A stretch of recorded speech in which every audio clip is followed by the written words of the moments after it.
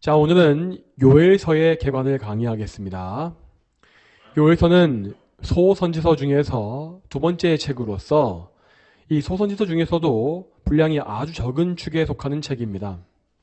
자, 그렇지만 요엘서에 담겨 있는 하나님의 말씀은 결코 빈약하거나 가볍지 않습니다.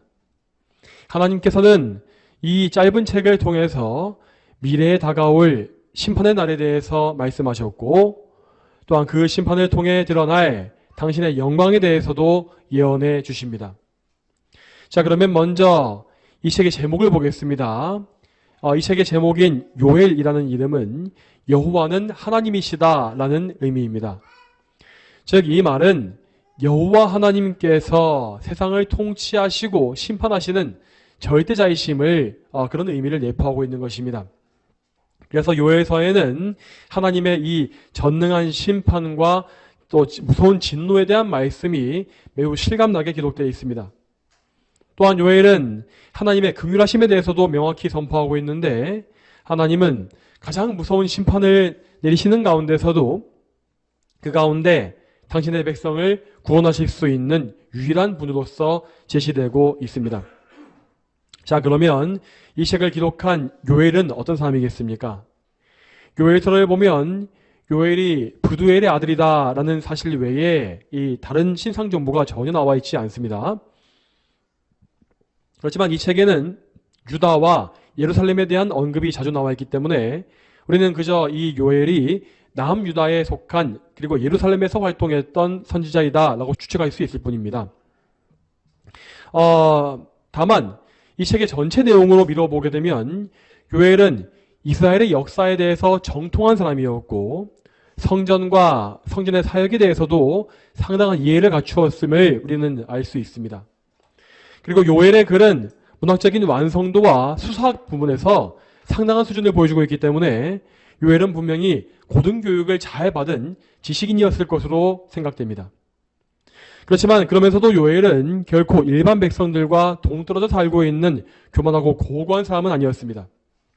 그의 기록에는 이스라엘 땅에서 민생 중에서 실제로 이루어진 농사와 수확에 대한 묘사가 자세하게 나와 있고, 그리고 또한 심판으로 인해서 황폐해진 백성들의 삶에 대해서도 세심한 기록이 나와 있는 것을 볼 수 있습니다.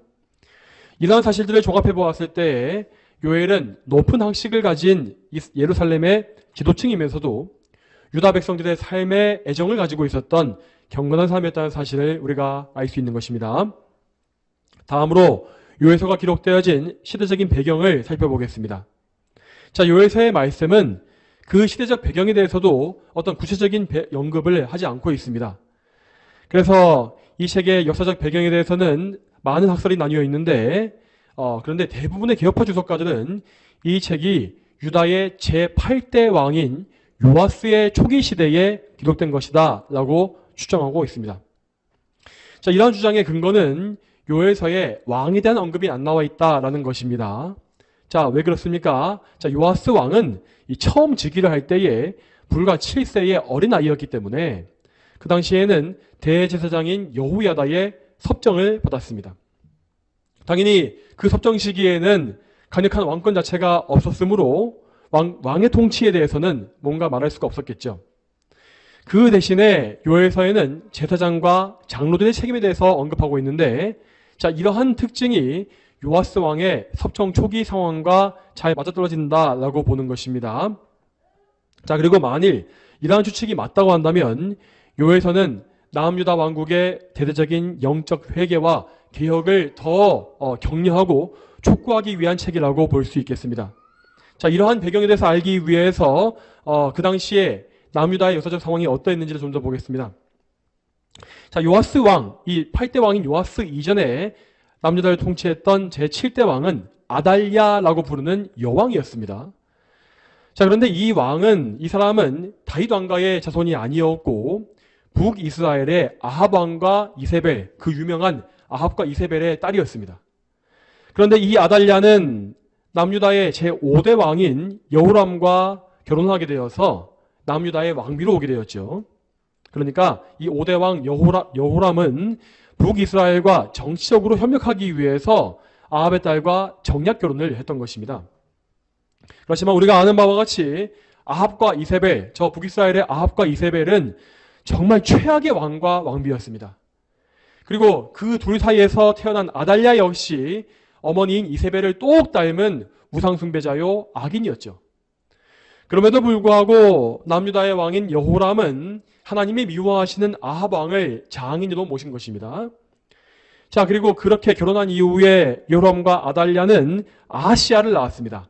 자, 그런데 그래서 그 아하시야가 여호람을 이어서 남유다의 제6대 왕이 된 것입니다. 그런데 이 아하시야는 겨우 1년만 통치하고 나서 북이스라엘의 예후 왕에게 죽임을 당했습니다. 참고로 이 예후라는 사람은 아합의 집안을 심판하시기 위해서 하나님이 세우신 왕이었습니다. 예후는 아달랴의 어머니인 이세벨을 잔혹하게 죽였고, 그리고 아합 왕의 전체 집안을 완전히 몰살시켰습니다. 그리고 더 나아가서 아합 왕과 동맹을 맺었던 남유다의 왕까지도 죽인 것입니다. 자, 이렇게 해서 아달랴의 아들인 유다의 제6대 왕 아하시야는 허무하게 죽임을 당했습니다. 자, 그렇다면 이제 그 어머니인 아달랴는 어떻게 행동했겠습니까? 만약 아달랴에게 하나님을 두려워하는 마음이 조금이라도 있었다면 그녀는 자기의 아버지와 어머니에게 일어난 일과 또 아들에게 일어난 이런 심판을 보면서 하나님 앞에 회개했을 것입니다. 그렇지만 아달랴는 오히려 마음을 더 강팍하게 하여서 남유다의 왕권에 욕심을 내었고 왕위를 계승할 수 있는 정당한 다윗 왕의 후손들을 모두 다 잡아다 죽이게 됩니다. 자, 이 사건은 표면적으로 왕권의 욕심을 내었던 아달랴가 벌인 정치적 반역이었습니다. 하지만 이 반역의 배후에는 분명히 마귀의 역사가 있었습니다. 왜냐하면 하나님은 다윗 왕과 언약을 맺으시어서 다윗의 후손 중에서 메시아가 올 것임을 미리 약속하셨기 때문입니다. 그래서 마귀는 아달랴를 이용하여서 이 다윗 왕가, 메시아의 조상인 다윗 왕가를 완전히 멸절시켜 버리려고 회책한 것입니다. 하지만 하나님은 이러한 재앙 가운데서도 다윗의 씨앗을 보존하셨습니다. 그때 하나님은 아하시야의 아들인 요아스를, 그 어린 아기인 요아스를 보호해 주셨고 그를 성전에 몰래 숨겨 주셨습니다. 그래서 요아스는 아기 때부터 6년간을 성전에서 자라게 되었습니다. 자, 그런데 아달랴는 바알을 숭배하는 악한 왕이었기 때문에 성전에 얼씬도 하지 않았으므로 그 때문에 오히려 요아스는 성전에 있으면서 안전한 어린 시절을 보낼 수 있었던 것입니다. 이후에 대제사장인 여호야다는 경건한 군인들을 불러 모아서 요아스 왕, 이 왕자가 살아있음을 보여주었고 그래서 사악한 아달랴를 끌어내어서 처형했습니다. 이렇게 함으로써 요아스는 이스라엘의 제8대 왕으로 즉위했으며 그는 아직 어렸기 때문에 대제사장 여호야다가 섭정을 하는 체제가 만들어진 것입니다. 자, 이러한 섭정 체제 가운데에서 대제사장 여호야다는 남유다의 대대적인 개혁을 진행했습니다. 그는 아달랴가 만든 바알의 신전을 파괴하고 우상들을 불태웠습니다. 그리고 바알의 제사장들 역시 모두 잡아다가 죽였습니다. 또한 나중에 요아스는 어른이 된 이후에 쇠락한 성전을 보수하고 복구하는 그런 사역 역시 잘 진행했죠. 이처럼 외적인 면에서, 눈에 보이는 면에서 남유다는 계속 올바른 길을 가고 있는 것 같이 보였습니다. 성전의 건물을 다시 복구하고 우상을 파괴하며 제사와 절기를 회복하는 것은 참으로 좋은 일이었습니다. 하지만 진짜 문제는 이러한 율법 형식의 회복과 함께 참된 회개가 백성 가운데 일어나고 있는가 하는 문제였습니다. 만일에 유다 백성 전반에 참된 회개가 일어나고 그들이 내적으로 변화되어서 하나님께 진정으로 돌아왔다면 요에서의 말씀은 기록될 필요가 없었을 것입니다. 그렇지만 유다에는 여전히 하나님께 진정으로 돌아오는 참된 이스라엘 사람이 많지 않았던 것이죠. 그래서 하나님은 유다 땅에 무서운 심판을 내리셨고 요엘을 통해서 그 심판에 담긴 하나님의 뜻을 선포하게 하신 것입니다. 자, 그러면 다음으로는 요엘서의 주제와 내용 구성으로 넘어가 보겠습니다. 자, 요엘서에는 이 책의 전반을 관통하고 있는 하나의 주제가 있습니다. 그것은 바로 여호와의 날이라는 것입니다. 이 여호와의 날이라는 것은 곧 하나님의 무서운 심판날을 의미합니다. 즉, 이 날은 하나님의 주권으로 한 시대를 심판하고 마무리하는 결정적인 시기를 가리키고 있는 것이죠. 이 여호와의 날은 회개하지 않는 죄인들에게는 공포와 멸망의 날이 될 것이지만 회개해서 하나님께 돌이키는 사람들에게는 구원과 영광의 날이 될 것입니다. 그래서 요엘은 백성들의 회개를 촉구하면서 여호와의 날이 가까이 왔다라고 선포하고 있습니다. 그리고 그 여호와의 날은 부분적인 심판에서 시작하여서 점점 가면 갈수록 완전하고 최종적인 심판으로 나아가는 것을 요엘서에서 볼 수가 있습니다. 자, 그러면 이 여호와의 날이 요엘서 전체에서 어떻게 진행되어 가는지를 살펴보겠습니다. 이에 대해서 요엘서의 내용 전개를 보게 되면 이 책은 크게 세 부분으로 나눠서 볼 수 있습니다. 그 중에 첫 번째 부분은 1장 전체입니다. 자, 요엘서 1장을 보게 되면 거기에는 이스라엘 전체 역사상 유래를 찾아볼 수가 없는 메뚜기 떼의 재앙을 언급하고 있습니다. 이 메뚜기의 재앙은 그 당시 남유다 땅에 실제로 벌어진 큰 재앙으로서 모든 농작물을 다 먹어치워서 황폐화시켰고 사람을 비롯하여서 모든 동식물들에게 엄청난 고통을 가져왔습니다.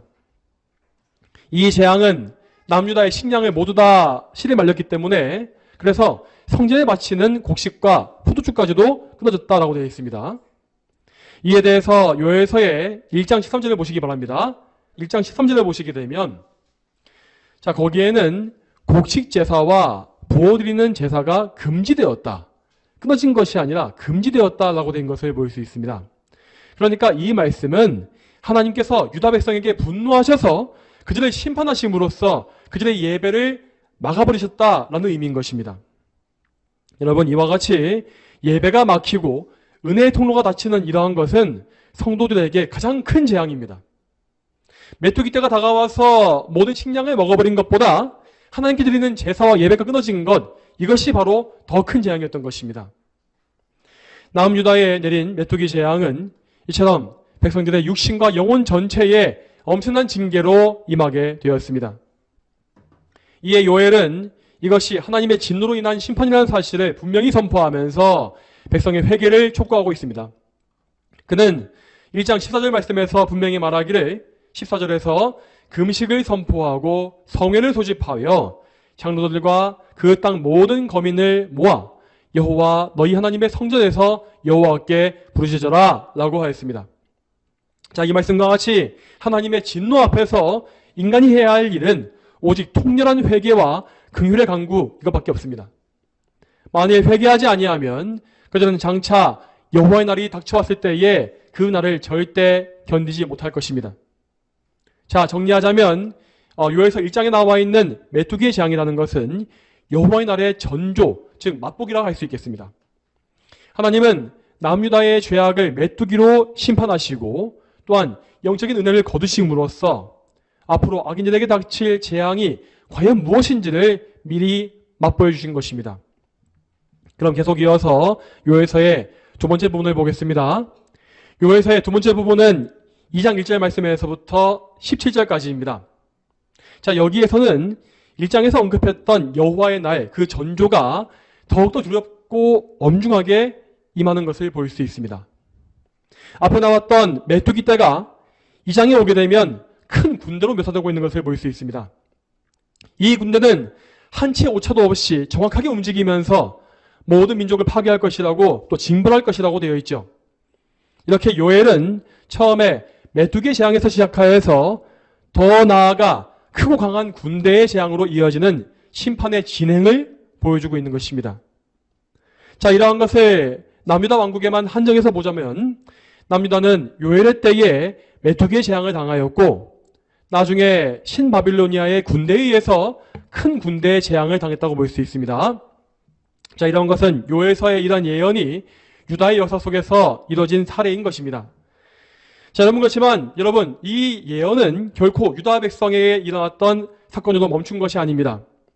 하나님의 심판은 최후의 날이 이르기까지 결코 멈추지 않습니다. 하나님은 모든 죄악을 다 심판하시며 회개하지 않는 악인에 대해서 점점 더 큰 진노를 내리십니다. 요엘서는 바로 이러한 하나님의 진노의 방식을 잘 보여주고 있는 것입니다. 그렇지만 상황이 어찌되었든지 간에 죄인인 인간이 해야 될 일은 다시 말씀드리지만 오직 하나님 앞에 긍휼을 구하고 철저히 회개하는 것뿐입니다. 여러분, 만일 여러분과 여러분의 가족과 여러분의 민족과 국가에 재앙이 오게 되었다면 여러분은 먼저 여러분 자신의 죄를 돌이켜보고 하나님 앞에 회개하셔야 합니다. 이 장의 말씀에서도 요엘은 철저한 회개를 선포하고 있습니다. 자, 이에 대해서 요엘서 2장 말씀을 같이 보겠습니다. 요엘서 2장 11절부터 13절까지 말씀, 아까 읽었던 본문 말씀과 함께 같이 읽어봅니다. 2장 11절부터 13절 말씀 같이 읽어보겠습니다. 자, 시작. 여호와께서 자신의 군대 앞에서 소리를 발하신다. 그분의 진노가 매우 크고 그분의 말씀을 행하는 자가 강하며 여호와의 날은 크고 매우 두렵다. 누가 그것을 견딜 수 있을 것인가? 여호와의 말씀이다. 이제라도 너희는 금식하고 통곡하며 애통하여 너희 마음을 다하여 내게 돌아오너라. 너희는 옷을 찢지 말고 마음을 찢고 너희는 여호와 너희 하나님께 돌아오너라.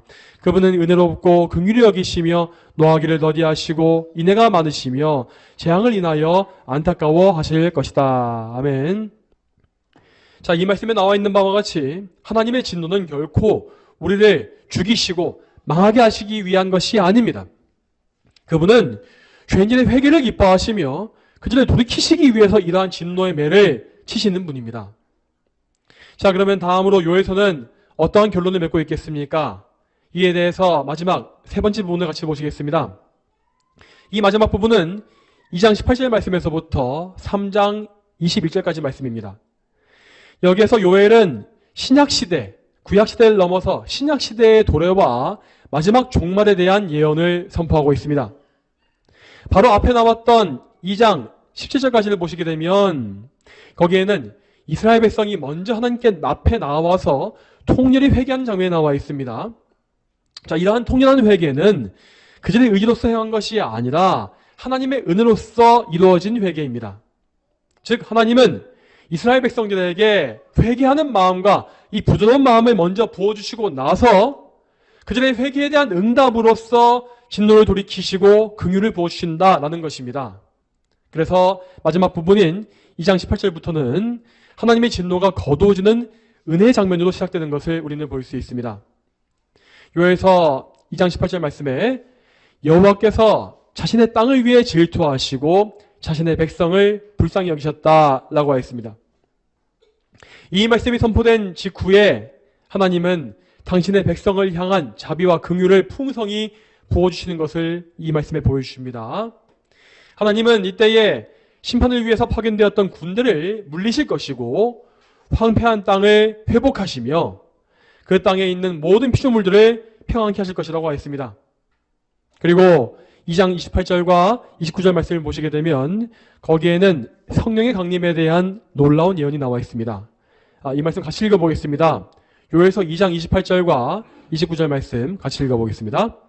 그 후에 내가 내 영을 모든 육체에게 부어줄 것이니 너희 자녀들은 예언하고 늙은이들은 꿈을 꾸며 젊은이들은 환상을 보게 될 것이다. 그 날에는 내가 남종들과 여종들에게도 내 영을 부어줄 것이다. 아멘. 여러분, 이 말씀은 나중에 예수님의 부활 승천 이후에 모든 성도들에게 보혜사이신 성령님께서 임하실 사건을 분명히 예언하고 있습니다. 자, 이러한 것은 어떤 예언과 같은 그런 신기한 은사를 말하는 것이, 강조하는 것이 아니라 하나님의 영이 모든 성도에게 신분의 지위 고하를 막론하고 모두에게 오셔서 함께 하신다라는 사실을 강조하는 것입니다. 사도행전 2장을 보게 되면 베드로는 이 말씀을 인용하면서 요엘서의 이 예언이 성령 강림을 통해서 성취되었음을 분명히 선포했습니다. 자, 이와 같이 하나님은 당신의 백성들에게 성령님을 보내주심으로써 그들을 영적으로 회복하실 것입니다. 그리고 나서 마지막 3장을 보시게 되면 하나님은 모든 민족에 대한 심판을 선포하십니다. 열방의 민족들은 이제까지 하나님을 대적해왔으며 하나님의 백성 역시 악하게 핍박해왔습니다. 그러므로 하나님은 그들의 죄에 대해서 보복하실 것이고 그분의 공의를 완전히 성취하실 것입니다. 이것이 요에서가 말하고 있는 여호와의 날의 궁극적인 완성입니다. 자, 성도 여러분, 이제 강의를 맺겠습니다. 오늘 들으신 강의를 바탕으로 하여서 요에서의 말씀을 꼭 읽어보시기 바랍니다. 특히 이 말씀은 짧기 때문에 여러분께서 마음먹고 읽으시게 되면 금세 다 읽으실 수 있습니다. 자, 이렇게 읽으심으로써 여기 나와 있는 하나님의 심판을 보시면서 두려운 마음을 품으시고 또한 이 말씀대로 하나님 앞에 속히 회개하여서 성령님의 은혜를 덧입으시기 바랍니다. 저와 여러분 모두가 장차 다가올 여호와의 날에 진노를 면하고 하나님의 영원한 긍휼을 얻게 되기를 주님의 이름으로 축복합니다.